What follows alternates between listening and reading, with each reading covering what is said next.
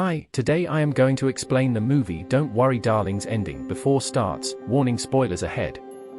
Margaret's decline into apparent lunacy after leaving their village of Victory and wandering into the desert foreshadows Alice's quest to realize that Victory isn't quite what it seems. Victory is run by the mysterious Frank, Chris Pine, who preaches to the wives who stay at home over the radio each morning while the husbands go to work at Victory's plant producing progressive materials, whatever that means. Alice walks outside of town in search of the plane after seeing one crash in the desert, just like Margaret did with her son's red plane toy, but instead finds a dome-shaped structure, and when she touches it, she starts to recognize the illusion for what it is. Alice's husband Jack, Harry Styles, and Frank and his minions try everything to get her to retract her ranting, including giving her prescription medication that she refuses to take, and in his one moment of support, Jack sides with his wife on remaining unmedicated. They attend a party where Jack is awarded a promotion. Alice pretends she's fine to try to survive. This sends her into a frenzy and she confides in Bunny about what she saw, but Bunny urges her to get her tea together. Alice devises a scheme and invites Frank, Shelley, Gemma Chan, and their neighbors, but not Bunny, to dinner where she confronts them all with the lies she has learned. Each of them is told one of 3 origin stories. The couples all met in one of 3 ways and went on one of 3 honeymoons. The women are all from Philadelphia, Baltimore, or Chicago. They leave after she fails to persuade her guests of Frank's power over them and the false world he has created. She begs Jack to leave, and he agrees, but as soon as they get into the car, the men in red coats drag her away to undergo electroshock treatment. She recalls the truth when she is receiving treatment. She actually works as a surgeon in the 21st century, and her lover just lost his job.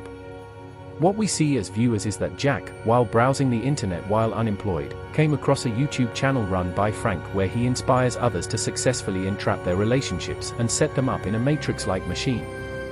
The knowing partners are responsible for keeping their partners' bodies alive, which raises many questions that are never addressed in the film and that we won't get into here. However, we are most interested in learning how, given the extensive work that is put into completing the same task in fully operational hospitals with staffs of hundreds. Anyway, these companions, including Jack, are also within the machine, but they leave Victory so that she can return to the outside world and find employment to, in a sense, make up the money she spent on the treatment.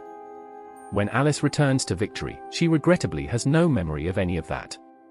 However, when she hears Jack singing a song they used to know in the real world, her memories suddenly start to rush back. When she and Jack clash, she kills him. When Bunny finds them, she admits that she actually knows everything is true and that she and her husband chose to live there so she could be with her children. As Alice tries to tell Bunny the truth, Bunny reveals that she and her husband are there voluntarily. She warns Alice to leave the area or she will be killed by Frank and his goons. But surprise, Shelley kills Frank out of rage. The men in red coats are still chasing Alice, who takes a car and travels to the dome-shaped structure by driving through the desert. When she puts her hands on the glass doors, the movie ends and the screen goes black. Exists she still? Does she awaken bound to her bed next to her deceased husband's body, her body malnourished and frail? Although it appears to be the case, everything depends on how optimistic you are feeling. What happens to any women who pass away in Victory, if the plane Alice saw was real, and what happens to Victory following Frank's passing are further unanswered questions. The various themes at play seem very evident to me, including gender roles, paranoia, the American dream, and challenging authoritative narratives.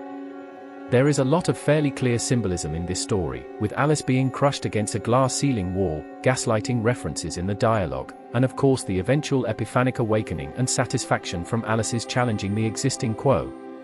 Given that Wilde's film is gorgeous to look at, it isn't complete enough and has too many real-world anomalies to be a genuinely dynamic viewing. It is remarkable that Pugh plays them all with grace. Thanks for watching and please subscribe the channel and press the bell icon for more videos.